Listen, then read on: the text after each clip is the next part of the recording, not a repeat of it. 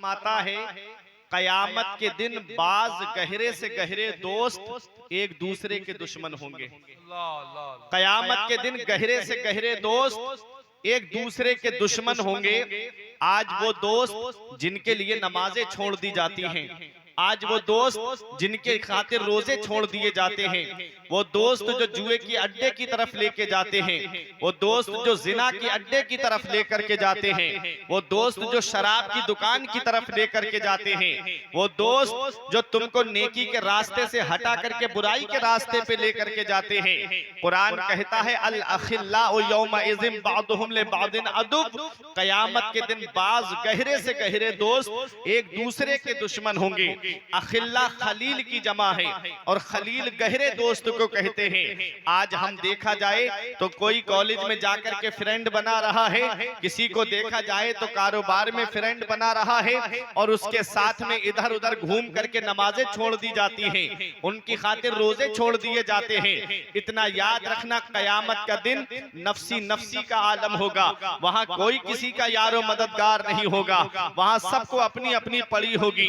रब कुरान में फरमाता है यौमा यफिरुल मरउ मिन अखी व उम्मिही व अबी व साहिबतिही व बनी। उस दिन बाप बेटे से भाग रहा होगा, बेटा बाप से भाग रहा होगा, बीबी शौहर से भाग रही होगी, शौहर बीबी से भाग रहा होगा, कोई किसी के काम नहीं आ रहा होगा। ऐसे आलम में कौन है जो काम आएगा? तो कुरान मेरा फरमाता है अल अखिल्लाउ यौमइज़िन बादुहुम लिबादिन अदुब इल्लल मुत्तकीन, कयामत के दिन बाज गहरे से गहरे दोस्त एक दूसरे के दुश्मन होंगे।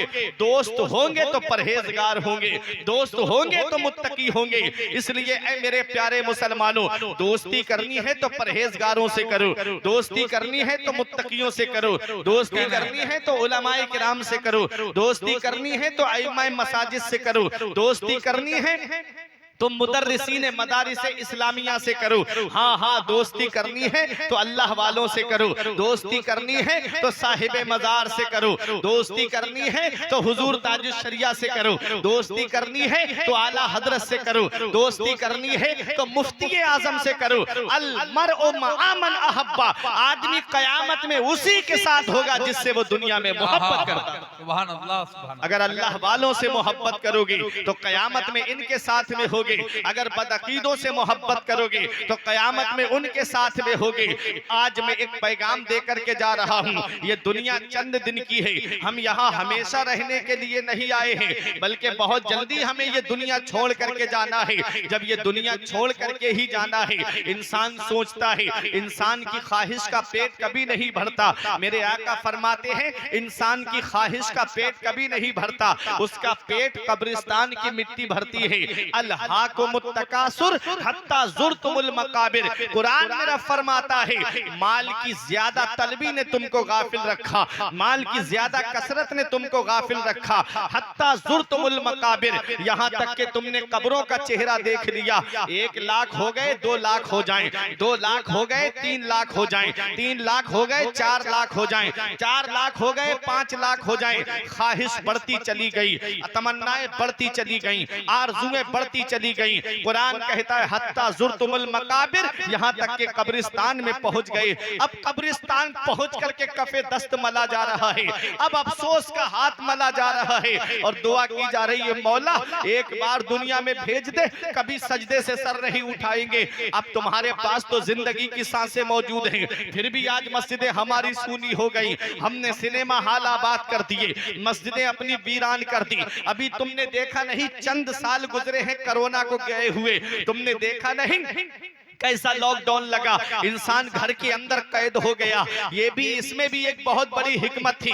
वो लोग जो ये कहते थे मौलाना साहब वक्त नहीं मिलता नमाज पढ़ने के लिए, टाइम नहीं मिलता नमाज पढ़ने के लिए, मैं पूरे पूरे दिन कारोबार में लगा रहता हूँ, पूरे दिन मुझे मार्केट में काम देखना रहता है। 24 घंटे मेरे रब ने घर के अंदर रख करके बता दिया अब तो तुम्हारे पास वक्त है, अब तो तुम्हारे पास टाइम है, अब तो अल्लाह की इबादत कर लो। लेकिन उस लॉकडाउन को भी हमने किसी ने उर्तुगुल गाजी देख करके गुजारा, किसी ने जुआ खेल करके गुजारा, किसी ने लूडो खेल करके गुजारा, किसी ने फिल्में देख करके गुजारा, किसी ने गाने सुन करके गुजारा। क्या समझते हो दुनिया में हमेशा रहने के लिए आए हो? इतना याद रखना मेरे नौजवानों, अगर फिल्में देख करके दुनिया से चले गए, गाने सुन करके दुनिया से चले गए, रात को गाने सुन करके लेट गए और आंख कब्र में जाकर के खुली, तो कौन है जो हमारे काम आएगा? कौन है जो हमको बचाएगा? कब्र में मदीने वाले मुस्तफा का दीदार होगा। इसलिए ऐ मेरे प्यारे मुसलमानों, अपना रिश्ता नबी की बारगाह से मजबूत कर लो कि जहां बाप साथ छोड़ देता है, जहां भाई साथ छोड़ देता है, जहां रिश्तेदार काम नहीं आते हैं, वहां मदीने वाले मुस्तफा काम आते हैं, वहां दोनों आलम के मालिक व मुख्तार काम आते हैं। आला हजरत पुकार के कहते हैं, कल तो दीदार का दिन है और यहाँ, कल तो दीदार का दिन है और यहाँ आंख बेकार है क्या होना है, हाय बिगड़ी तो कहाँ आकर नाओ, ऐन मझधार है क्या होना है, उनको रहम आए तो आए वरना वो कड़ी मार है क्या होना। नारे तकबीर, नारे रिसालत, पैगामे ताजुश शरिया कॉन्फ्रेंस, हजरत अल्लामा मुफ्ती फुरकान रजा साहब क़िबला मंजरी बरेली शरीफ। आज जिन कब्रों को हम भूल गए, कब्रें रोजाना इंसान से पुकार के कहती है, मेरे ऊपर गाड़ियां दौड़ाने वाले मेरे अंदर आए तो रोशनी का इंतजाम करके आना। मैं तारीकी का घर हूं, मैं अंधेरी कोठरी हूं, जब मेरे अंदर आए तो रोशनी का इंतजाम करके आना। आज हमारा घर जंगल में हो, अचानक से लाइट चली जाए, अंधेरा छा जाए, तन्हाई हो, हम बदतकाज़ा बशरियत डरने लगते हैं। इंसान होने के नाते हमें डर लगने लगता है। कभी कब्र की काली कोठरी को याद किया? जब वहां रोशनी का हमने क्या इंतजाम किया? तुम क्या समझते हो जलसे में आ गए, एक बार हाथ उठा के नारा लगा दिया जन्नत मिल जाएगी? जन्नत मिलना इतना आसान नहीं है जितना आज हमने सोच रखा है। नमाजों से दूर दावा है जन्नत में जाएंगे, रोजों से दूर दावा है जन्नत में जाएंगे। हमारे बुजुर्गों ने कहा सबसे बड़ा अक्लमंद इंसान वो है जो अपनी नेकी खुद करके जाए, और सबसे बड़ा बेवकूफ इंसान वो है जो अपनी नेकी दूसरों पे डाल के जाए। अरे जिस औलाद को आज मोबाइल चलाने से फुर्सत नहीं मिलती, क्या वो तुम्हारी कब्र पे जाके कुरान पढ़ेगी? जिस औलाद को आज फिल्में देखने से फुर्सत नहीं मिलती, वो क्या तुम्हारे लिए ईसाले सवाब कराएगी? जिस औलाद को आज अपने कारोबार में इतने मस्त और मगन हो गए हैं कि उनको अपने घर पे वक्त देने की फुर्सत नहीं है, वो क्या तुम्हारे लिए बरसी मनाएगी? अपनी नेकी खुद करके जाओ। इल्मी साहब फरमाते हैं, पढ़ के तू कुरान को अब जमा कर ले, कुछ सवाब कब्र पर फिर कौन आए फातिहा के वास्ते। काम वो कर ले प्यारे जिसके बाइस कब्र में बागे रिजवा से खुले खिड़की हवा के वास्ते। काम दोजक के किए जन्नत का है उम्मीदवार, कसरे जन्नत तो बना है पारसा के वास्ते। नमाजें छोड़कर कहता है मैं हुसैनी हूँ, नमाज छोड़कर कहता है मैं हुसैनी हूँ। बता हुसैन ने कब फर्ज़े ऐन छोड़े हैं?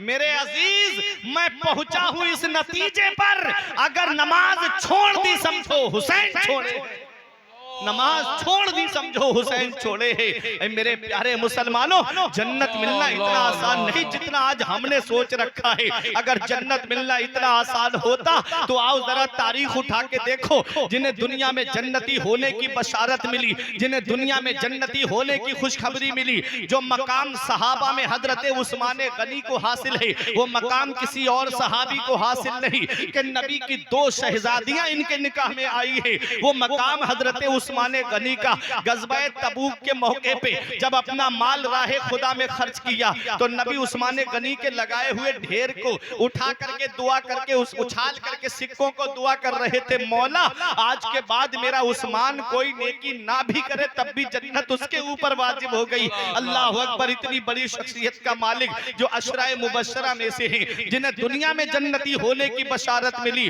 उनके जरा खौफ का आलम देखिए। जब जब कब्रिस्तान के करीब करीब से गुजरते, खड़े होके इतना रोते, आंखों से आंसू टपकते, दाढ़ी भीग जाती, आंसू जमीन पे गिरने लगते।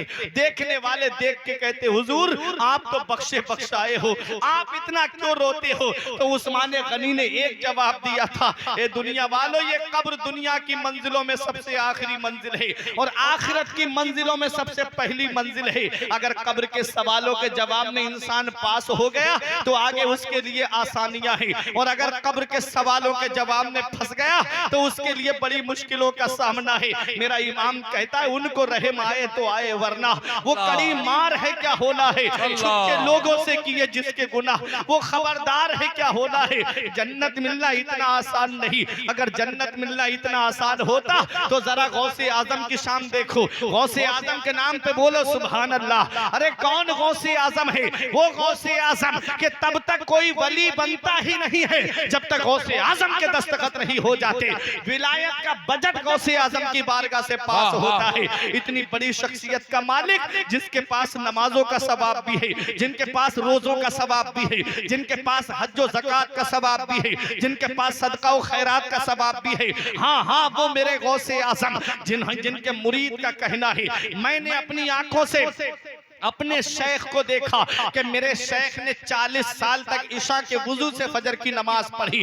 वो गौसे आजम जिन्होंने 15 साल उन्हीं 40 साल में ऐसे गुजारे, एक पैर जमीन पे रखते, एक पैर खड़ा कर लेते, लकड़ी का सहारा लेकर के पूरी रात कुरान की तिलावत करते और पूरी रात में एक कुरान शरीफ मुकम्मल फरमा लिया करते थे। बताओ, कुरान की तिलावत का सवाब जिसके पास है, नमाजों का सवाब जिसके पास है, रोजों का सवाब जिसके पास है, और जो तमाम वलियों का सरदार हो, जिसकी दुआ कभी परवरदिगार टाले नहीं, तो सोचो इतनी बड़ी शख्सियत का मालिक, जरा उनकी शान तो देखो। शेख सादी अलैहिर्रहमा गुलिस्ता के दूसरे बाब में लिखते हैं कि सुबह के वक्त कोई काबे का गिलाफ पकड़ के रो रहा था और रोने की आवाज ऐसी दर्द भरी थी कि जो भी आवाज सुने उसकी भी आंखों से आंसू निकले, जो भी सुने वो भी रोने लगे।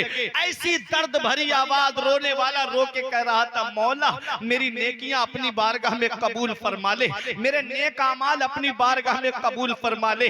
मौला मेरी नेकियां तेरी बारगाह में कबूल नहीं तो कयामत के दिन मौला मुझे नाबीना करके उठाना, कयामत के दिन मुझे अंधा करके उठाना। अल्लाह अकबर। जिसने आवाज को सुना रोने वाले की, वही ठहर गया और खड़े होकर के रोने लगा। किसी ने हिम्मत करके पूछा, वो इस तरह रो के अपने रब को मनाने वाले, जरा ये तो बता दे तेरा नाम क्या है? तो रोने वाले ने कहा था, अना अब्दुल कादिर जिलानी, मेरा नाम अब्दुल कादिर जिलानी है। वो गौसे आजम, नमाजों का सवाब जिसके पास है, रोजों का सवाब जिसके पास है, हज्जो ज़कात का सवाब जिसके पास है, सदका और खैरात का सवाब जिसके पास है। हाँ, वो गौसे आजम जिसके बारे में मेरा इमाम कहता है, सर भला क्या कोई जाने के है कैसा तेरा, सर भला क्या कोई जाने के है कैसा तेरा, औलिया मलते हैं आंखें वो है तलवा तेरा, और सारे अख्ताबे जहां करते हैं काबे का तवाफ, काबा करता है तवाफ दरे बाला। नारे तकबीर, नारे रिसालत, अजमत सरकार गौसे आजम, पैगाम ताज शरिया कॉन्फ्रेंस, मसलके आला हजरत। कभी अपने आमाल का मुहासबा किया?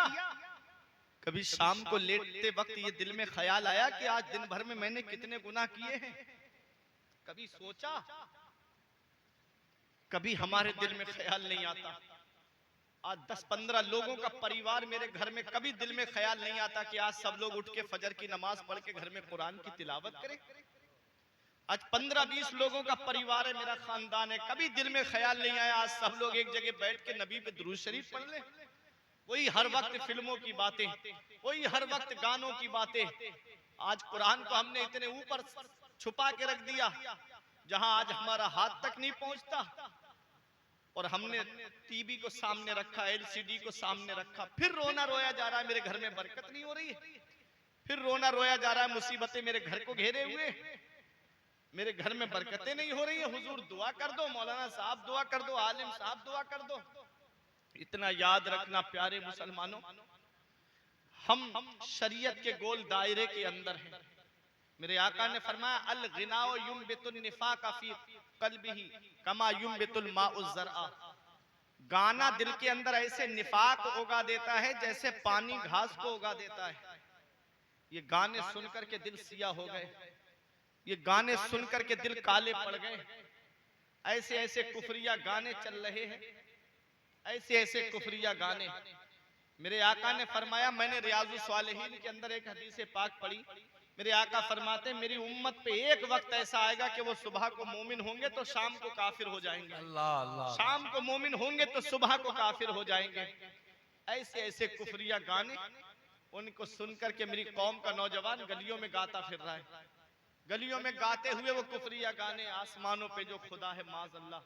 इस तरह के गाने में कोई बताना नहीं चाह रहा हूं। बसों के अंदर बैठो तो वहां गाने बज रहे हैं, हर गली हर तरफ से गानों की आवाजें। इतना याद रखना, गाना दिल के अंदर ऐसे निफाक उगा देता है जैसे पानी घास को पैदा कर देता है। ये दिल सिया पड़ गए गाने सुनकर के। यही वजह है कि आज ना दिल नमाजों में लग रहा है, न रोजे रखने में दिल लग रहा है, न नबी के जलसे में दिल लग रहा है। 2 घंटे जो कौम नबी के जिक्र की महफिल में नहीं बैठ सकती, वो क्या नबी के नाम पे जान देगी? अल्लाह अल्लाह, जो कौम नबी के जिक्र की महफिल में 2-3 घंटे नहीं गुजार सकती, वो क्या अपने नबी के नाम पे जान कुर्बान करेगी? झूठा दावा है, झूठी है मोहब्बत तेरी। ए मेरे प्यारे मुसलमानों, आज एक पैगाम लेकर के जाओ। मैं कोई ज्यादा लंबी चौड़ी बात नहीं बताऊंगा, वो बात बताऊंगा जिससे आज अमल हो जाए। आज अफसोस होता है, एक सच्चाई बताऊं सैयद साहब, सच्चाई। मुझे इस चीज की तवक्को बिल्कुल नहीं रहती कि कोई जलसे में मुझे बुलाए या ना बुलाए। अल्हम्दुलिल्लाह मैं मदरसे से जुड़ा हुआ हूँ, तालीम से जुड़ा हुआ हूँ, एक मदरसे का मुदर्रिस हूँ। मेरे लिए दरसे निजामी पढ़ाना वही काफी है। अल्लाह उसके हबीब का फजल करम है, मैंने इसको जरिया माश नहीं बनाया। एक सच्चाई बताऊं, आले रसूल हुजूर सैयद नजीम मियाँ हर साल उर्से कासमी में कोई ना कोई पैगाम देते हैं। इस साल भी ये पैगाम दिया था कि जलसों को हल्का करो और मदारिस की तरफ तवज्जो दो। जलसों को हल्का करो, मदरसों की तरफ तवज्जो दो। आज हमने मदरसे वीरान कर दिए और जलसों में लाखों रुपये खर्च हो रहे हैं। क्या अच्छा होता कि आज मदरसों की तरफ ध्यान देते। तुम सोने की चादर चढ़ा दो मजार पे जाके, किसी को कोई फर्क नहीं पड़ेगा।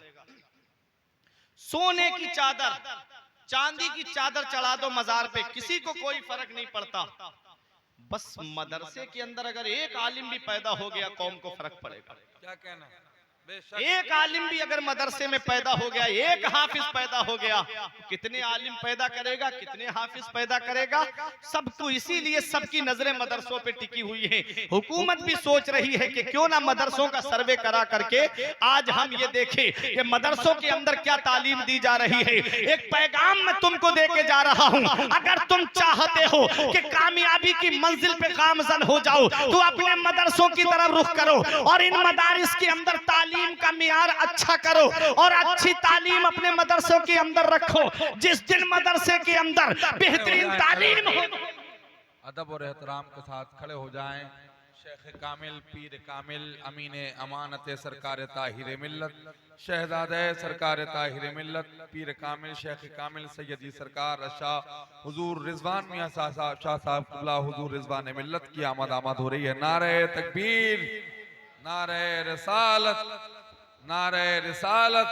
शहजादे सरकार ताहिर मिल्लत, आमदे हुजूर रिजवान मिल्लत, आमदे हुजूर रिजवान मिल्लत। वाहिदी दूल्हा, वाहिदी दूल्हा, आमदे हुजूर रिजवान मिल्लत, मसलके आला हजरत। नारे तकबीर, नारे रिसालत। बैठ जाएं मोहब्बत अदब और एहतराम के साथ। हजरत अल्लामा मुफ्ती फुरकान रज़ा साहब क़िबला मंजरी का खिताब सुने और पीर कामिल शेख कामिल सैयदी सरकार अशा हुजूर रिजवान मियां साहब क़िबला के किताबी चेहरे के तिलावत का शरफ हासिल करें।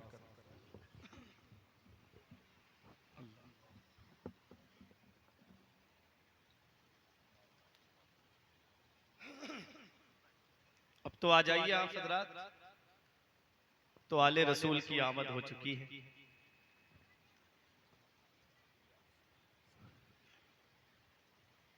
दुनिया पे जन्नत का टुकड़ा देखना हो तो बिलग्राम की सरजमीन को देख लो। आला हजरत ने बहुत पहले कहा था, अल्लाह अल्लाह इज्जो शानो एहतरामे बिलग्राम। अब्दे वाहिद के सबब जन्नत है नामे बिलगिराम। उस सरजमीन का शहजादा हमारे और आपके दरमियान तशरीफ फरमा। अपनी किस्मत पे नाज करो कि आले रसूल की आमद हो गई। जो मुस्तफ़ा के सना खान बन के रहते हैं वो अपने अहद की पहचान बन के रहते हैं। और जुदा है शान अली तेरे शहजादों की, जहां भी रहते हैं सुल्तान बन के रहते हैं। जहां भी रहते हैं सुल्तान बन के रहते हैं। वाह वाह। रात एक पैगाम पहुंचा दूं और अपनी जगह बैठ जाऊं। मैं जो अर्ज कर रहा था कि आज हमारे नामा अमल में कोई नेकी नहीं जिस पे हम सीना तान के कहें कि ये नेकी हमें जन्नत में लेके जाएगी।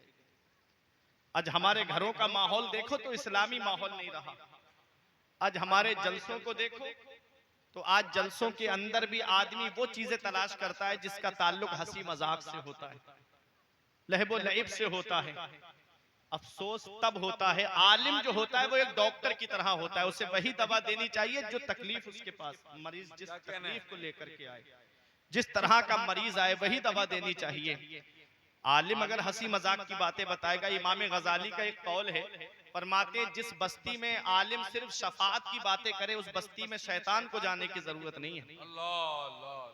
सोचो आप। इसलिए जलसों में आया करो तो कुछ लेने के लिए आया करो, जलसों में आया करो तो कुछ तलाशने के लिए आया करो। ये जलसों में बैठना रायगा नहीं जाएगा। परवरदिगार आलम ने कबूल फरमा लिया तो यही हमारे लिए निजात का जरिया बन जाएगा। पहले नमाजों की पाबंदी तो करो, पहले शरीयत के दायरे में तो आ जाओ। एक बात इतनी मुझे बता दो, अभी चंद साल गुजरे हैं कोरोना को, ज्यादा लंबा चौड़ा कोई वक्त नहीं गुजरा उसे। हमने अपनी आंखों से एक एक घर में 3-3 जनाजे देखे। इधर बाप का जनाजा रखा, इधर बेटों के जनाजे रखे। इन्ना बत्शा रब्बिका लशदीद, तेरे रब की पकड़ बहुत सख्त है। जब अल्लाह पकड़ता है तो कोई छुड़ाने वाला नहीं मिलता। जो पहली लहर में बच गए वो दूसरी में निकल गए, और दूसरी लहर तो ऐसी आई कि बड़ी बड़ी दौलत वाले, बड़े बड़े पैसे वाले, बड़े बड़े सरवत वाले, जिनको ये नाज था कि मेरी दौलत मेरे पास में है, उन्हें ऑक्सीजन मिलना तो बहुत दूर की बात, हॉस्पिटल में बेड तक नसीब नहीं हुआ। कोई चारपाई पे ऑक्सीजन चढ़वा रहा है, कोई बेड पे लेट करके ऑक्सीजन चढ़वा रहा है, कोई टांगे के अंदर ऑक्सीजन चढ़वा रहा है, कोई रक्शे पे ऑक्सीजन चढ़वा रहा है। उस रब की पकड़ से डरो, जब मेरा रब पकड़ता है तो कोई छुड़ाने वाला नहीं मिलता। इसलिए रब की बारगाह में झुक जाओ। जब तक हम रब की बारगाह में झुकते रहे, सारी दुनिया हमारे सामने झुकती रही। जब से हमने रब की बारगाह में झुकना छोड़ दिया, आज हम एक तरह तरह के इकाबों के शिकार हो गए। आज मुसीबतों ने हमारे घरों का दरवाजा देख लिया। मैं बात ये कर रहा था, आज हमने सिनेमा हॉल आबाद कर दिए और अपनी मसाजिद को हमने वीरान कर दिया। अभी चंद दिन गुजरे एक फिल्म रिलीज हुई थी, मुसलमान इतने शौक में उसको देखने के लिए गए। ईद की नमाज बहुत जल्दी पढ़ी और उसके बाद फर्स्ट शो देखने के लिए गए। उस आवारा का शो देखने के लिए गए। बोले उसकी फिल्म हिट करा के मानेंगे। 3-3 हजार के टिकट खरीद करके मुस्लिम कौम के नौजवान उस फिल्म को देखने के लिए गए। उसको देखने गए जो तुमको जानता तक नहीं, उसकी फिल्म देखने गए जो तुमको पहचानता तक नहीं। अरे जब बीमार पड़ोगे तो कोई एक्टर फोन करके नहीं पूछेगा, जब तुम्हारे ऊपर कोई मुसीबत आएगी तो कोई एक्टर तुम्हारी खैरियत नहीं पूछेगा। अगर तुम पे परेशानी आती है तो या तो तुम्हारा बाप खैरियत पूछता है, या तो माँ खैरियत पूछती है, या भाई बहन खैरियत पूछते हैं, या रिश्तेदार खैरियत पूछते हैं। तुमने उनके नाम पर पैसों को लुटा दिया। 3-3 हजार के टिकट खरीद करके आज मुस्लिम नौजवान फिल्म देखने के लिए गए। हमने सिनेमा हॉल आबाद कर दिए, मदरसे वीरान कर दिए। इन मुसलमानों की अगर अमीरी देखना हो तो इनके शौक और अरमान को देख लो। अगर इनकी अमीरी देखना हो तो ब्याह शादी में इनके डांस पार्टियों को लाना देख लो, बैंड बाजों को लाकर लाना देख लो। और अगर इनकी अमीरी देखना है तो इनकी शादियों में आतिशबाजी को देख लो। और अगर इनकी गरीबी देखना है तो इनके मदरसों को देख लो, मस्जिद के इमामों को देख लो। आज मस्जिद के इमामों को आज हालात क्या बना दिए हमने। सिनेमा हॉल आबाद कर दिए, मदरसे वीरान कर दिए। ये मदरसे वो हैं जिस दिन ये मदरसे बंद हो गए कोई नमाज पढ़ाने वाला नहीं मिलेगा। जिस दिन ये मदरसे बंद हो गए, बच्चे की कान में अजान पढ़ने वाला नसीब नहीं होगा। जिस दिन ये मदरसे बंद हो गए, जनाजे ऐसे ही रखे रह जाएंगे।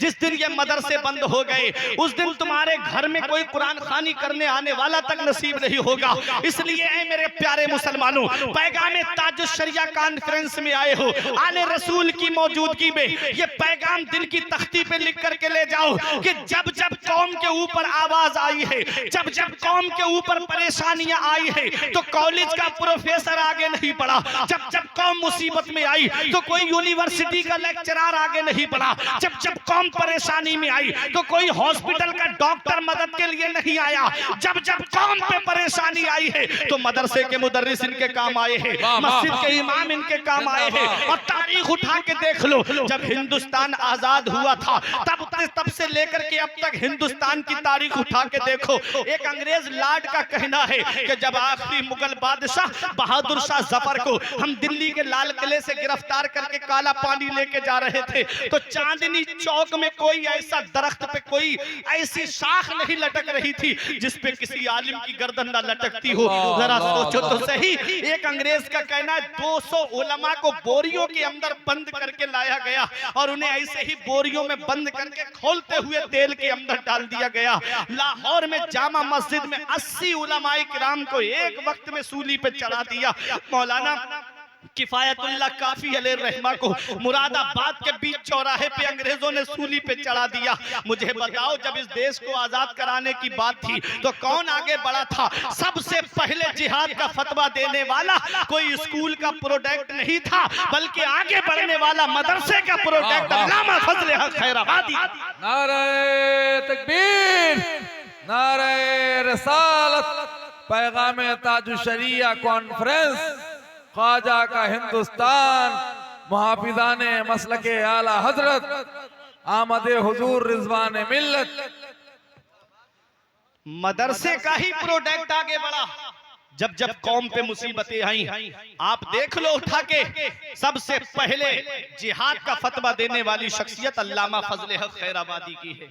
जब दिल्ली की जामा मस्जिद में खिताब करते थे तो गैर मुस्लिम कहते थे, इस मस्जिद के अंदर कुछ ईंटें निकाल दो ताकि हम उस मुजाहिद को देख ले जो हमारे देश को आजाद कराने की आवाज उठा रहा है। मौलाना किफायतुल्लाह काफी को अंग्रेजों ने मुरादाबाद के बीच चौराहे पे सूली पे चढ़ाया। बोले कोई ख्वाहिश? बोले हाँ, 2 रकअत नमाज पढ़ना चाहता हूँ। नमाज पढ़ी और पढ़ने के बाद एक कलाम लिखा। अंग्रेजों ने कहा बहुत जल्दी नमाज पढ़ ली। कहा इसलिए नमाज मैंने पढ़ी ताकि कहीं तुम ये ना सोच बैठो कि किफायतुल्लाह मौत की डर की वजह से नमाज को लंबा कर रहा है। मैं मौत से नहीं डर रहा हूं, इतना याद रखना। पैगाम दे के गए, कोई गुल बाकी रहेगा ना, चमन रह जाएगा, बस रसूलुल्लाह का दीने हसन रह जाएगा। और हम सफीरो बाग में है, कोई दम के चहचहे, बुलबुलें उड़ जाएंगी, सूना चमन रह जाएगा। अतनसो कम ख्वाब की पोशाक पे नाजाना हो, इस तने पे जान पर खाकी कफन रह जाएगा। नाम शाहाने जहां मिट जाएंगे काफी, मगर नामे पाके मुस्तफा और पंजतन रह जाएगा। जिंदाबाद। नामे पाके मुस्तफा और पंजतन रह जाएगा। आज भी मेरे नबी की आल मौजूद है। वाह वाह। आज भी मेरे नबी की आल मौजूद है। क्या कहने हैं हजरत, जिंदाबाद। नामे पाके मुस्तफा और पंजतन रह जाएगा। मैं बताऊंगा, सलामत रहिए। मैं बताना चाहता हूं कि मौलाना किफायतुल्लाह काफी ये एक मदरसे के पढ़े हुए थे। मौलाना सदरुद्दीन आजुर्दा मदरसे के पढ़े हुए थे। मौलाना मोहम्मद अली जौहर ने अंग्रेजों को ललकार के कहा था, दौरे हयात आएगा कातिल कजा के बाद, है इब्तिदा हमारी तेरी इंतहा के बाद, कत्ले हुसैन असल में मर्गे यजीद है, इस्लाम जिंदा होता है हर करबला के बाद। ये एक मदरसे ही का तो प्रोडक्ट था। जब देश को आजाद कराने की बात आई तो आगे उलमा बढ़े, और जब जब तहफ़्फ़ुज़े नामूस रिसालत पे उंगली उठाई जाती है तब भी आगे बढ़ने वाले उलमाए किराम ही होते हैं। मौलाना गुलाम गौस हजारवी का नाम सुना है? उलमाए किराम कैसे दीन की खिदमत करते हैं। आज उन्हीं उलमा को हिकारत की निगाह से देखा जाता है।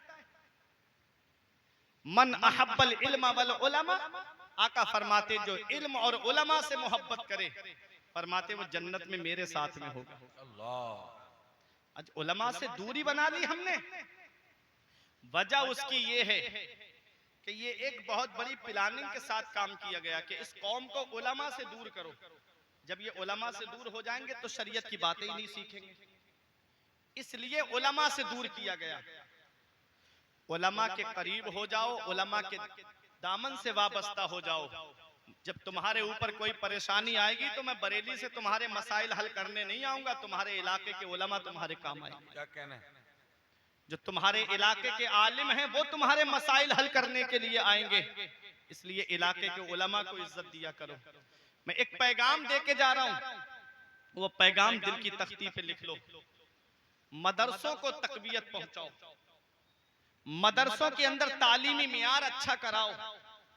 जो पैसा आज हम इधर उधर में शादी ब्याह शादी के बढ़ते अखराजात में खर्च कर देते हैं, उन पैसों को बचाओ और उस पैसे को जो है वो मदारिस इस्लामिया में लगाओ। एक बच्चा भी अगर तुम्हारे पैसे से आलिम या हाफिज बन गया तो समझ लो कयामत के दिन वही तुम्हारे लिए जन्नत में ले जाने का जरिया बन जाएगा। यही पैगाम है हुजूर शहजादा बादशाह बिलग्राम का, यही पैगाम है आले रसूल का कि तालीम आम होनी चाहिए। आज हमारे बच्चे एजुकेशन से दूर हो गए, आज हमारे बच्चे शिक्षा से दूर हैं। कभी मगरिब और इशा के दरमियान गैर मुस्लिमों की बस्ती से गुजरना, उनके बच्चे पढ़ते हुए मिलेंगे, और मुसलमानों की बस्ती से गुजरो तो उनके बच्चे 4-4 लोगों की टोली बनी हुई है। कोई IPL देख रहा है, कोई रमी जमार, कभी कोई जंगली रमी पे जुआ खेल रहा है, कोई ड्रीम 11 पे जुआ खेल रहा है। आज हमारे बच्चों का ये हाल है, लाखों रुपये बर्बाद कर दिए इन नौजवानों ने। बताओ, एक्टर गुटखा खाने की तरकीब दे रहे हैं और क्रिकेटर जुआ खेलने की, तो इस नई नस्ल का होगा क्या? कभी सोचा आपने?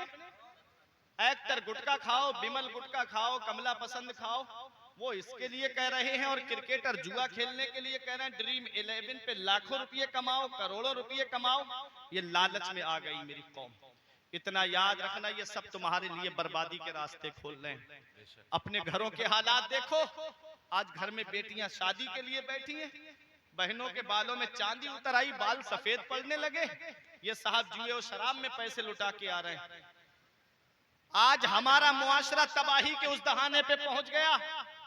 अफसोस होता है, खून के आंसू रोना चाहिए। आज 1 लाख से ज्यादा मुस्लिम बेटियां मुर्तद्दा हो गई। रोजाना आए दिन अखबार में और इंटरनेट पे खबरें आती रहती हैं कि फला जगह की मुस्लिम बेटी ने जो है इस्लाम धर्म छोड़ दिया। कभी क्या इसके जिम्मेदार हम नहीं है?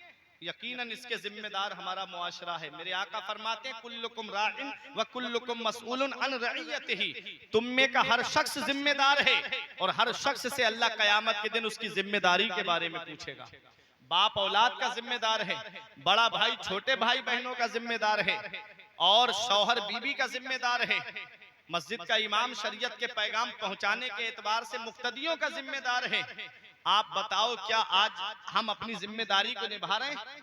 क्या बाप अपनी जिम्मेदारी को निभा रहा है? कोई भी बेटी डायरेक्ट किसी के साथ नहीं जा सकती, उससे पहले कुछ मंजिलें हैं, उन्हें पार करना होता है। और वो पहली मंजिल क्या है? वो बातचीत की मंजिल है। पहले बातचीत से मामला शुरू होता है, फिर उसके बाद वो दोस्ती में तब्दील होता है, फिर दोस्ती से मामला मोहब्बत पे पहुंचता है, फिर मोहब्बत से मामला इश्क पे पहुंचता है, और इश्क के बाद फिर मंजिल जुनून की आती है। तो पहले बातचीत से जब मामला शुरू होगा तो क्या कभी बाप ने सोचा कि मैंने अपनी बेटी के हाथ में जो मोबाइल दिया है ये मैंने किस लिए दिया है? बाप घर के अंदर है, माँ घर के अंदर है, भाई बहन घर में रह रहे हैं, सब पूरा परिवार घर में है। मेरी बेटी रात के 2 बजे किससे बात कर रही है? मेरी बेटी रात के 1 बजे किससे बात कर रही है? मेरी बेटी के बिस्तर पे रोशनी क्यों हो रही है? ये किससे व्हाट्सएप पे चैटिंग कर रही है? ना बड़े भाई ने अपनी बहन की तरफ नजर उठा के देखा, ना माँ बाप ने अपनी औलाद की तरफ देखा। हालात ऐसे बनते चले गए, और अभी जो ऑनलाइन पढ़ाई का जो सिस्टम चला था, सबसे ज्यादा मेरे मुआशरे को बिगाड़ने में ऑनलाइन पढ़ाई का हाथ है। क्यों? क्योंकि ऑनलाइन पढ़ाई के अंदर ग्रुप बना दिए गए, और उन ग्रुप में क्या है, 10-20 लड़कों का ग्रुप हुआ, बच्चों का ग्रुप हुआ, एक क्लास हुआ। अब उसके अंदर कोई काम दे दिया जाता कि इसे होमवर्क की शक्ल में करना है। अब हमारी बहन का नंबर उस ग्रुप में पहुंच गया, मेरी कौम की बेटी का नंबर उस ग्रुप में पहुंच गया। उन जालिमों ने इसी का फायदा उठा करके ग्रुप से नंबर निकाल करके उस पे चैटिंग करना शुरू कर दी। हाय हेलो से मामला शुरू हुआ, मैं तेरे कॉलेज का फ्रेंड हूं, मैं तेरे क्लास में पढ़ता हूं और मुझे इतना ये बता दे कौन सा होमवर्क दिया। इस तरह से मामला बढ़ते चले गए और हाल ये हुआ कि वही चैटिंग जो बातचीत थी वही मुलाकात में तब्दील हो गई, वही मुलाकात मोहब्बत में तब्दील हो गई, वही मोहब्बत इश्क में तब्दील हो गई और वही इश्क जुनून की मंजिल पे पहुंच गया। और जब वो जुनून की मंजिल पे पहुंचा तो न बाप की इज्जत को उसने देखा, न माँ की इज्जत को उसने देखा, न भाइयों की इज्जत को उसने देखा, सबकी इज्जत को रौंद करके चली गई। अब रोना रोया जा रहा है, मेरी बेटी मेरे चेहरे पे कालिक पोत करके चली गई। मैंने कहा तुमने अपनी बेटी को बचपन से लव स्टोरी वाली फिल्में क्यों दिखाई, क्यों तुमने उसे अफेयर वाली फिल्में दिखाई, क्यों उसके हाथ में तुमने मोबाइल दिया। काश तुमने इनके हाथ में मोबाइल न दिया होता, बल्कि सीरत फातिमा की किताब दी होती, सीरत ज़ैनब की किताब दी होती, तो यही बेटी ये कहती हुई नजर आती कि मैं अपनी जान तो दे दूंगी, अपना ईमान नहीं दे सकती। नारे तकबीर, नारे रिसालत, नारे रिसालत। पैगाम ताजुश शरिया कॉन्फ्रेंस आमदे हुजूर रिजवान मिल्लत अल्लामा फुरकान रजा साहब क़िबला मंजरी बरेली शरीफ। तो अपने बच्चों के हाथ में सीरत मुस्तफ़ा की किताब दे दो, सीरत ज़ैनब की किताब दे दो, सीरत हजरत फातिमा तो ज़हरा की किताब दे दो। जब वो हजरत फातिमा की सीरत को पढ़ेंगी तो जानेंगी कि हजरत फातिमा का पर्दा क्या है। जब वो हजरत ज़ैनब की सीरत को पढ़ेंगी तो जानेंगी हजरत ज़ैनब का पर्दा क्या है। हजरत ज़ैनब के पर्दे की शान ये कि बचपन में कुरान शरीफ की तिलावत कर रही थी, थोड़ा सा चादर का किनारा सरक गया, हजरत फातिमा ने फरमाया बेटी ज़ैनब सर से चादर ना उतरने पाए, मेरी बेटी चादर उतर जाती है सर से तो नाना मुस्तफा नाराज हो जाते हैं। वो मेरी बहनें सोचे जो सर पे दुपट्टे नहीं रखती, वो मेरी माएं देखे जो अपने सर पे दुपट्टा नहीं रखती, चादर नहीं रखती। हजरत ज़ैनब से हजरत फातिमा ने फरमाया बेटी ज़ैनब सर से चादर उतर जाती है तो नाना मुस्तफा नाराज हो जाते हैं, मदीने वाले मुस्तफा नाराज हो जाते हैं। हजरत ज़ैनब ने रो के कहा अम्मी आज के बाद ज़ैनब की गर्दन कट तो सकती है लेकिन सर से चादर नहीं उतर सकती। ये पैगाम कहां से मिलेगा? ये पैगाम जब हम हजरत ज़ैनब की सीरत की किताब उनके हाथ में देंगे तब ये पैगाम बेटियों को मिलेगा। हजरत फातिमा की सीरत इनको बताओ, हजरत खदीजतुल कुबरा की सीरत इनको बताओ, अम्मी आयशा सिद्दीका की सीरत इनको बताओ। बताओ कि बेटी सबसे बड़ी दौलत ईमान की दौलत है, सबसे बड़ा सरमाया ईमान का सरमाया है। आज सबसे बड़ी वजह जो हमारी मुस्लिम बेटियां इर्तिदाद की तरफ चली गई उसकी दो वजह है। आले रसूल की मौजूदगी में बता के अपनी जगह से हट जाऊं, दो वजह उसकी ये है। एक वजह तो ये है कि आज हमने अपने घरों की शादियां लेट कर दी, आज हमारे घरों की शादियां बहुत ज्यादा लेट होती चली गई। इतनी उम्रें हो गई, बेटा इंटर कर रहा है अभी बीए कर लेने दो, बेटी ने अभी बीए किया है आगे बीएड कर लेने दो, बीएड कर लिया एमए कर लेने दो, किस्म किस्म की डिग्रियों का बहाना बना करके उनकी उम्र की रौस होती चली गई। वो 30 के पार हुई, अब कोई रिश्ता ही नहीं आ रहा है, घर में बेटियां आंसू बहा रही हैं। सबसे बड़े जिम्मेदार माँ बाप हैं। इतना याद रखना अगर लड़का लड़की बालिग हो जाए और उनसे कोई गुनाह हो जाए, अगर वो कोई जुर्म कर दे, कोई गुनाह कर दे तो उनको इसकी सजा मिलेगी ही, लेकिन इसकी सजा उनके माँ बाप को भी मिलेगी क्योंकि माँ बाप भी इसमें जिम्मेदार रहे। क्यों उन्होंने उनकी शादी वक्त पे नहीं की। इसलिए जब लड़का लड़की बालिग हो जाए मदीने वाले मुस्तफा फरमाते हैं उनका निकाह कर दो। लड़का लड़की जब बालिग हो जाए उनकी शादी कर दो क्योंकि निकाह जो है वो निगाहों की हिफाजत और शर्मगाह की हिफाजत का जरिया बनता है। ऐ मेरे प्यारे मुसलमानों, आका इरशाद फरमाते हैं अद्दबू औलादकुम अला सलासे खिसाल, अपनी औलाद को 3 बातें सिखाओ। कितनी बातें? 3 बातें सिखाओ। हुब्बे नबीयकुम, उनके दिल में नबी की मोहब्बत डाल दो। मोहब्बत से बोलो सुभान अल्लाह। परेशान तो नहीं हो रहे? उनके दिल में नबी की मोहब्बत डाल दो। अब नबी की मोहब्बत क्या गाने सुनाने से पैदा होगी? क्या उन्हें फिल्में दिखाएंगे इससे पैदा होगी? क्या उन्हें बचपन से गेम खिलवाएंगे इससे पैदा होगी? नहीं, नबी की मोहब्बत कुरान की तिलावत से पैदा होती है। नबी की मोहब्बत नबी पे ज्यादा से ज्यादा दुरूद शरीफ पढ़ने से पैदा होती है। अच्छी आवाज वाले से नाते नबी सुनने से नबी की मोहब्बत पैदा होती है। ऐ मेरे प्यारे मुसलमानों, जहां औलाद के माँ बाप के हक औलाद के ऊपर हैं, वहीं औलाद के भी हक माँ बाप के ऊपर हैं।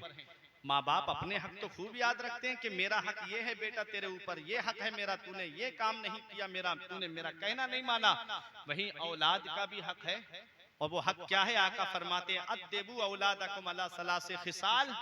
इसमें अद्देबू अम्र का सेगा है, उलमाए किराम तशरीफ फरमाए, और अम्र वुजूब के लिए भी आता है।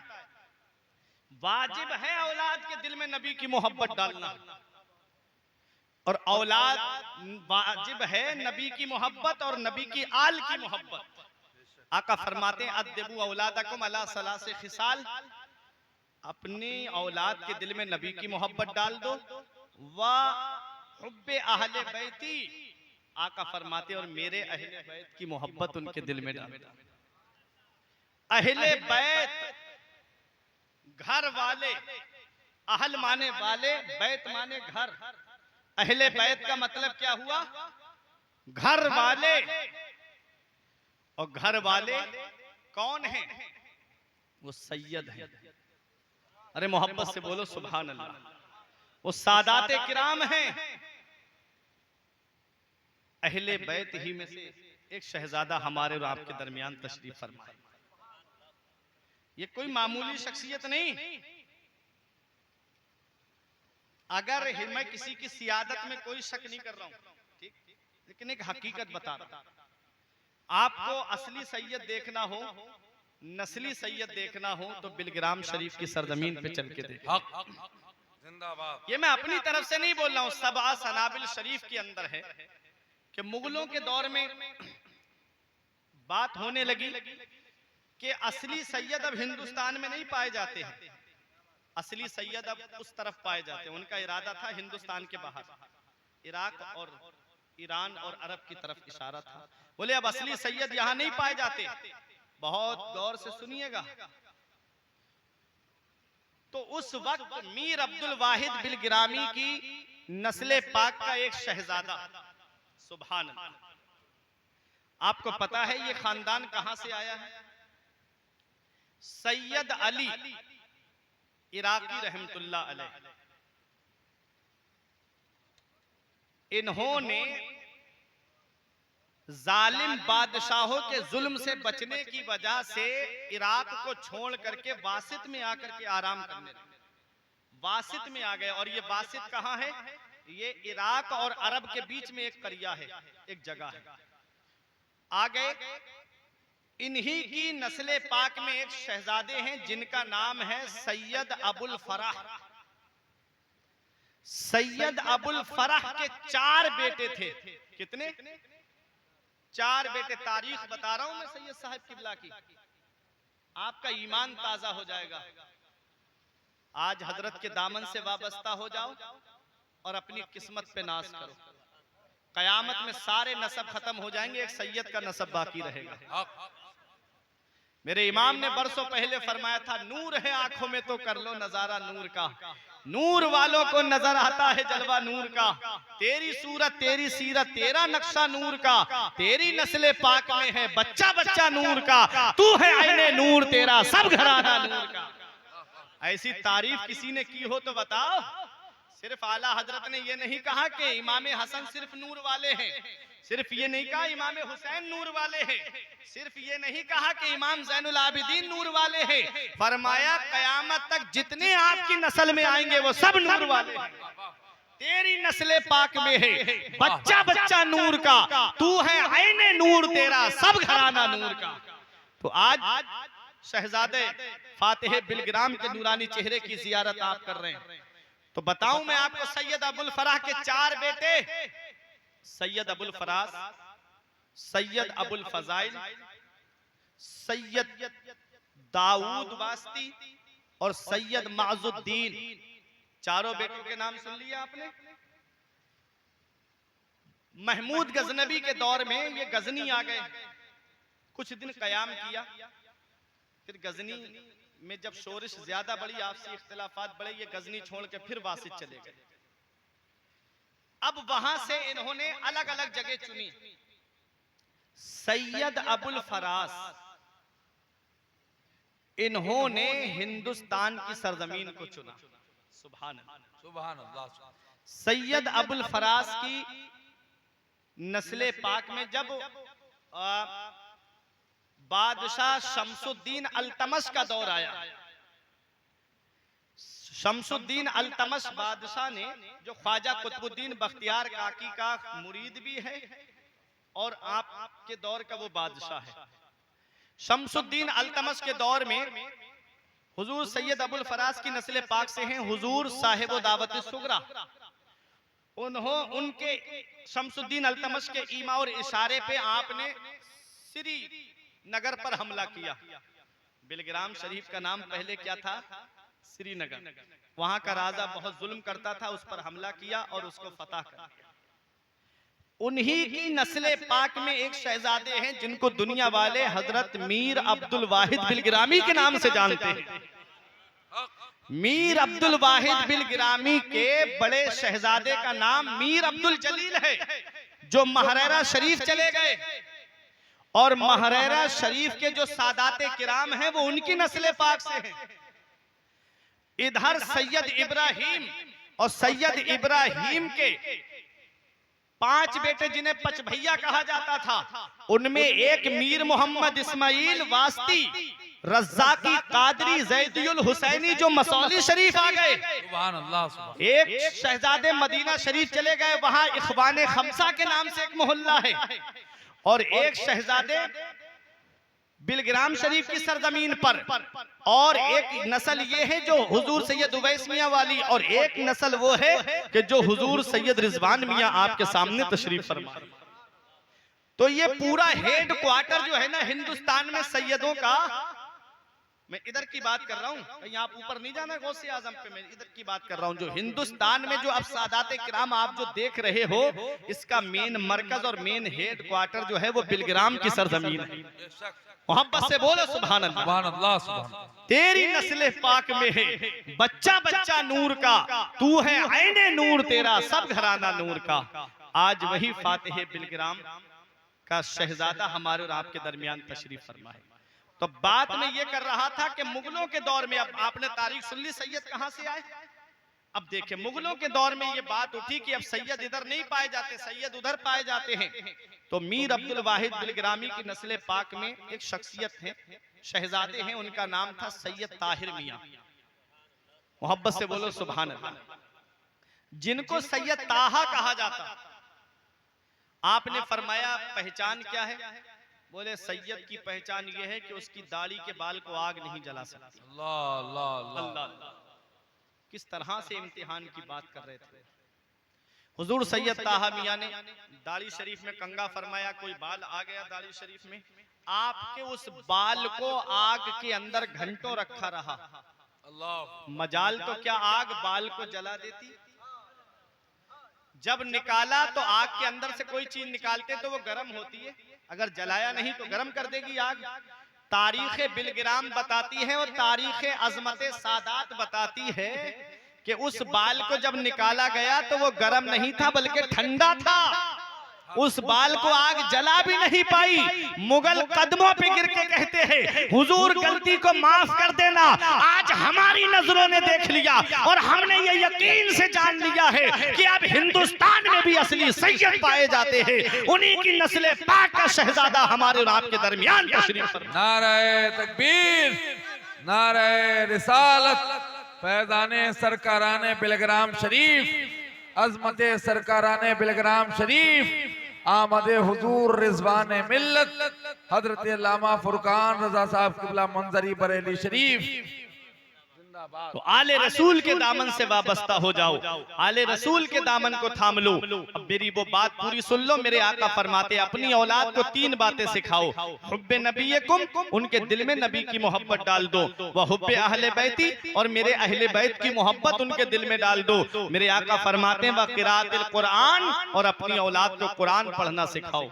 क्या सिखाओ? अपनी औलाद को कुरान पढ़ना सिखाओ। औलाद जब कुरान पढ़ी हुई होगी तो वो तुम्हारे लिए मग़फ़िरत की दुआ करेगी। औलाद जब कुरान पढ़ी हुई होगी तो तुम्हारे लिए बख्शिश की दुआ करेगी। हमने देखा है इधर जनाजा उठता है, उधर बंटवारे के लिए लड़ाई होना शुरू हो जाती है। मैंने एक मामला तो ऐसा देखा, इधर मां मरी हॉस्पिटल में और बेटा उसको लेकर के आ रहा था एम्बुलेंस से, तो रास्ते में उसने वकील को फोन कर दिया और वो प्रॉपर्टी के कागज लेके पहुंच गया और वो मरी हुई माँ का अंगूठा लगा रहा था उस कागज पर। आपने कभी सोचा ये दौलत मरने के बाद दूसरे की झोली में चली जाती है, ये पैसा इसका बंटवारा होने लगता है, ये मकान जो इतनी मेहनत से बनाया औलाद इसको बंटवारे में तोड़ देती है, इस पे हथौड़े चलने लग लेते हैं और ये तोड़ फोड़ करके औलाद एक तरफ कर देती है, 1 इंच भी कम नहीं लेती है ये औलाद। लेकिन अफसोस तब होता है कि इधर बाप का जनाजा उठ रहा है, इधर औलाद बंटवारे की लड़ाई करती हुई नजर आ रही है। अगर तुम चाहते हो कि तुम्हारी औलाद मौत के वक्त में लड़ाई करती हुई नजर ना आए बल्कि कुरान पढ़ती हुई नजर आए, तो अपनी औलाद को कुरान पढ़ा के जाओ, अपनी औलाद को मदरसों का रुख करा के जाओ, अपनी औलाद को या तो आलिम बनाओ या हाफिज बनाओ। औलाद जब आलिम होगी, औलाद जब हाफिज होगी तो इधर जनाजा रखा होगा, उधर वो सरहाने बैठ करके सूरह यासीन की तिलावत करते नजर आएंगे। इधर जनाजा उठेगा, इधर वो दुआ करेंगे, मौला मेरे बाप को बख्श दे, मौला मेरी माँ को बख्श दे, और परवरदिगारे आलम औलाद के सदक़े में अल्लाह ताला उसके माँ बाप को बख्श दे।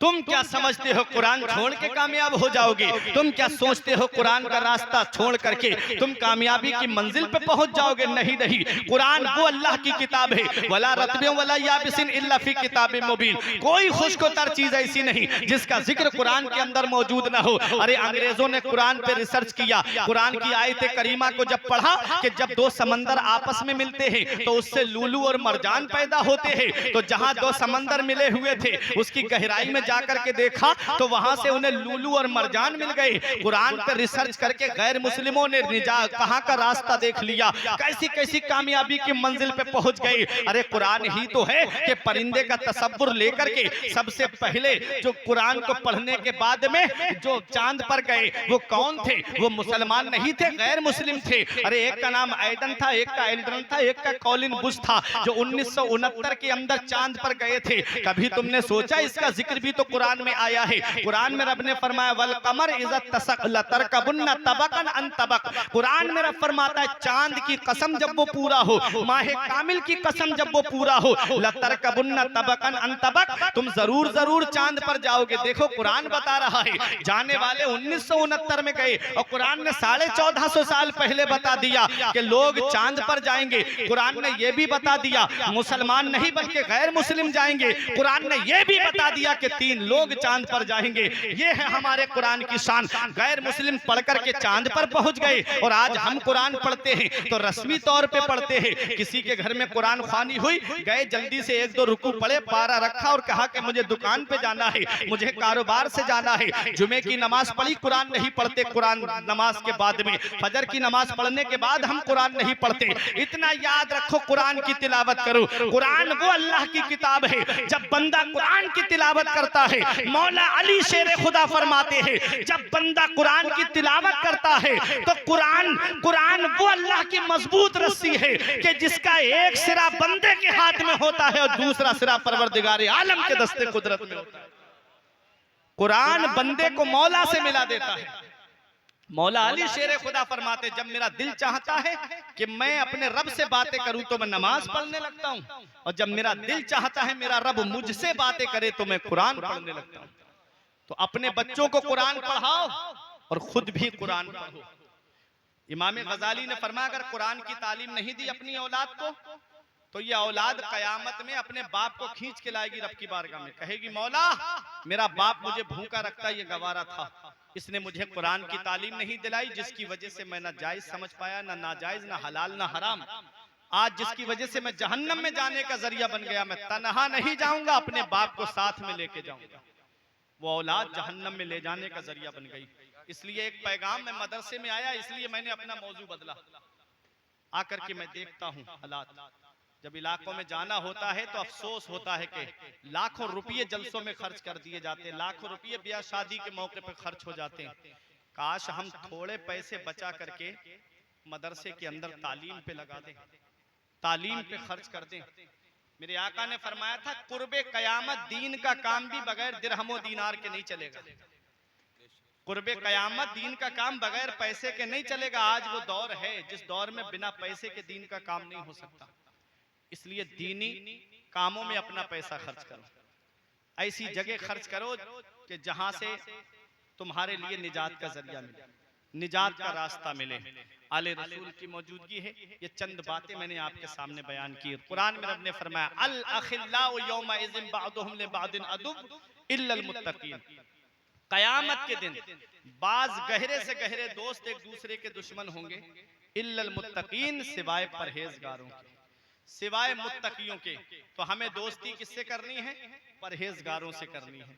हमें दोस्ती किससे करनी है? मुत्तकियों से करनी है। हमें दोस्ती किससे करनी है? उलमा से करनी है, हुफ्फाज से करनी है, हुजूर आले रसूल से करनी है। इनके पास बैठोगे तो शरीयत की बातें मिलेंगी, और दुनियादारों के पास बैठोगे तो फिल्मों और गानों की बातें मिलेंगी।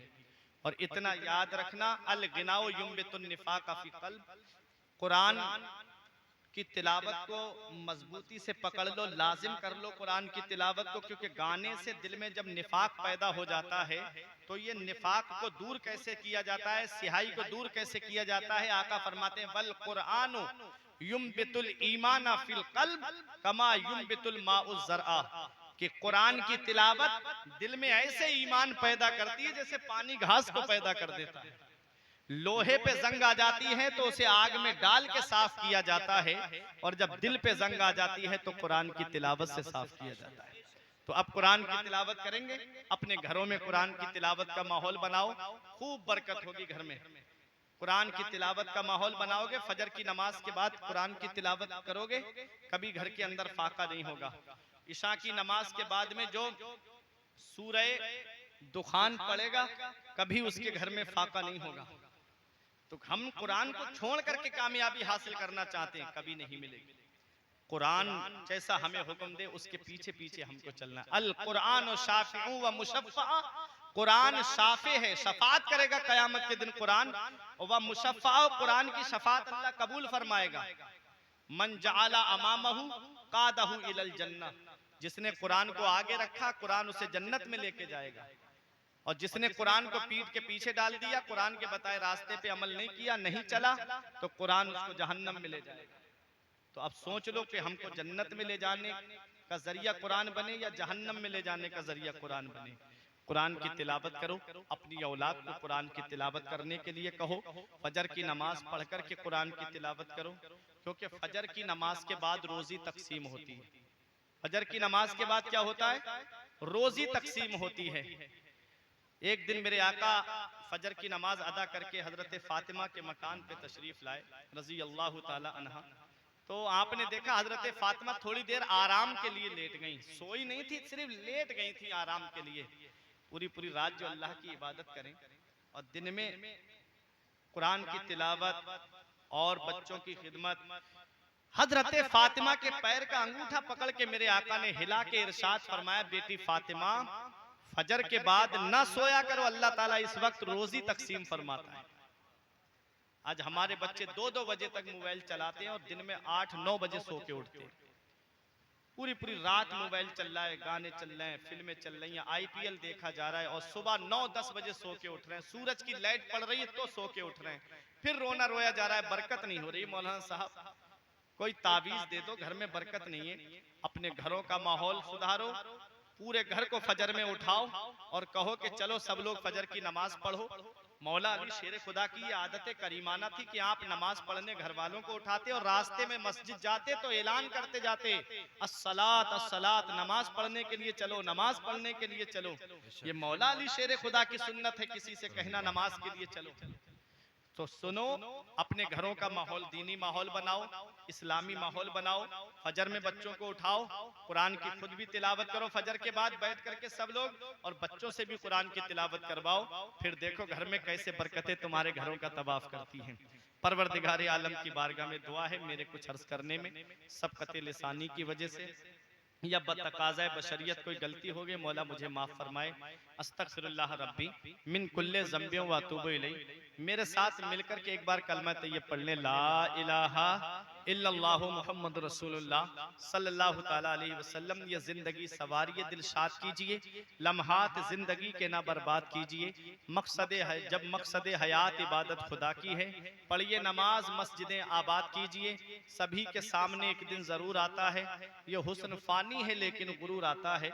किसी क्रीम से पाउडर से कुछ नहीं होता, नमाज पढ़ने से चेहरे पे नूर आता है। किसी क्रीम से पाउडर से कुछ नहीं होता, नमाज पढ़ने से चेहरे पे नूर आता है। तेरे होठों पे जमाने की बुराई कैसी, एक कतरे की समंदर से लड़ाई कैसी। अपनी बिगड़ी हुई औलाद पे रोने वाले, कुछ जरा सोच खिलाई थी कमाई कैसी। ये एक पैगाम था, कुछ बातें थी जो मैंने आपके सामने बयान कर दी। वक्त पे अगर तकरीर हो जाती तो मौजू तो कुछ और बना के आया था, कुछ ताजु शरिया के ताल्लुक से पैगाम पहुंचाता, लेकिन हालात ऐसे थे, वक्त ऐसा था कि मैं ज्यादा बयान नहीं कर सकता। और आले रसूल काफी देर से आराम फरमा थे और मैं इंतजार कर रहा था हजरत का, और हजरत की आमद हो चुकी है। हजरत के मुस्तजाब कलिमात आप हजरात समात कर लें, और उसके बाद कोई जाए नहीं, हजरत के दामन से वाबस्ता हो जाएं। कयामत के दिन सारे नसब खत्म हो जाएंगे, एक सैयदों का नसब बाकी रहेगा। और सुनो, अगर आप किसी पीर के मुरीद हो भी तो तौबा की नियत से आप दामन पकड़ लें, क्योंकि गुनाह कितने होते हैं दिन भर में, हमको कोई पता है कितने गुनाह होते हैं। जब हजरत तौबा इस्तिगफार करवाएं तो वो कलिमात दोहराते जाओ, तो अल्लाह तबारक व तआला आले रसूल के सदक़े में हमारे गुनाहों को माफ फरमा देगा। अपनी जगह आराम से बैठे रहें, बड़े ही अदब व एहतराम के साथ सैयद वारिस चिश्ती साहब। अस्सलाम वालेकुम।